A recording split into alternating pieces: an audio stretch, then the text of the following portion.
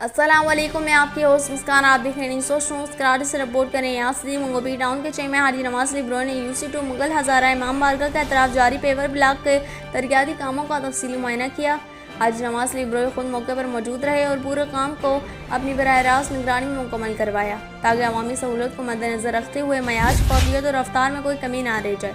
Chairman نے موقع پر موجود عملے اور افسران کو ہدایت کی کہ کام میں اعلیٰ معیار اور دیر بتعمیر کو یقینی بنایا جائے، خاص طور پر امام بارگاہ جیسے مذہبی مقامات کے اطراف جہاں زائرین کی بڑی تعداد آتی ہے، وہاں صفائی، نکاسی، آب اور ہموار راستوں کی فراہمی کو ترجیحی بنیادوں پر مکمل کیا جائے۔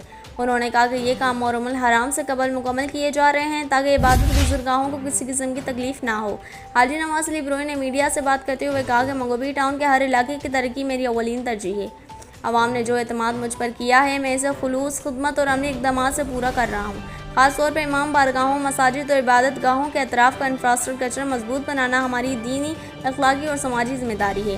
انہوں نے مزید کہا کہ ٹاؤن بھر میں ترقیاتی کام دن رات جاری ہے اور ہر منصوبے پر وہ خود جا کر جائزہ لیتے ہیں تاکہ کام کاغذوں تک محدود نہ رہے بلکہ زمین پر نظر آئے۔